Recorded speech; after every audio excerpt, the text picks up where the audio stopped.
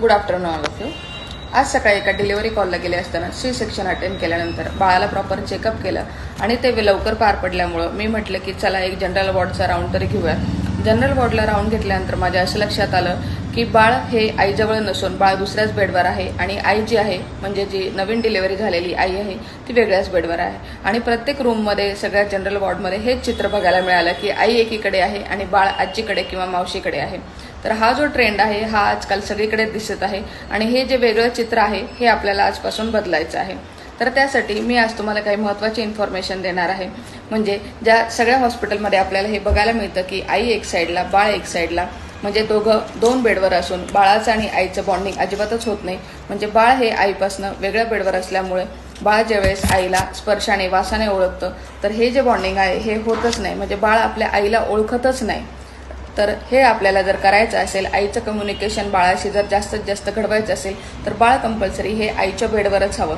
त्यामुळे बाळाची ऊब जी आहे म्हणजे बाळ जे आहे ते वॉर्म राहतं, लॅक्टेशन प्रॉपर होतं, बाळ कंटिन्यू आईला सक करत राहतं, ब्रेस्ट इश्यू होत नाहीत आणि जर बाळाला आईची ऊब मिळाली तर ब्रेन डेव्हलपमेंट छान होते, तसेच आईचं आणि बाळाचं बॉन्डिंगही छान होतं. तर आजकाल आपल्याला जो ट्रेंड आहे तो आपल्याला चेंज करून व्यवस्थित गोष्टी करायच्या आहेत.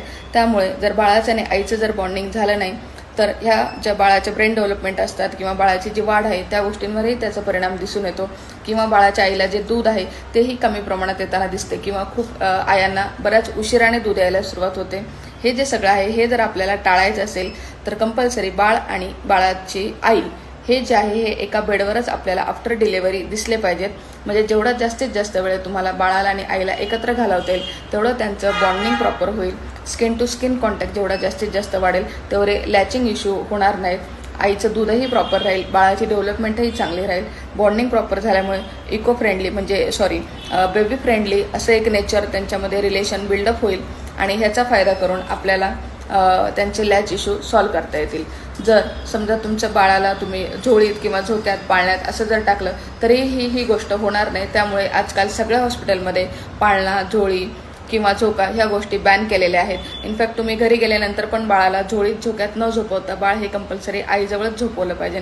त्यामुळे लॅच इश्यू सॉल्व्ह होतील. जास्तीत जास्त बाळ हे आईजवळ राहील आणि त्याला दूध प्रॉपर मिळेल. आईच्या हार्मोनल चेंजेस किंवा स्ट्रेस लेवल जे आहेत त्यावरही याचा इम्पॅक्ट होतो आणि ती लवकरात लवकर कमी होऊन बाळाचं जे फिडिंग इश्यू आहेत तेही सॉल्व्ह होतील आणि आई आणि बाळाला त्यांचं जे ब्रेस्ट फिडिंग जर्नी आहे तो छानपणे एन्जॉय करता येईल.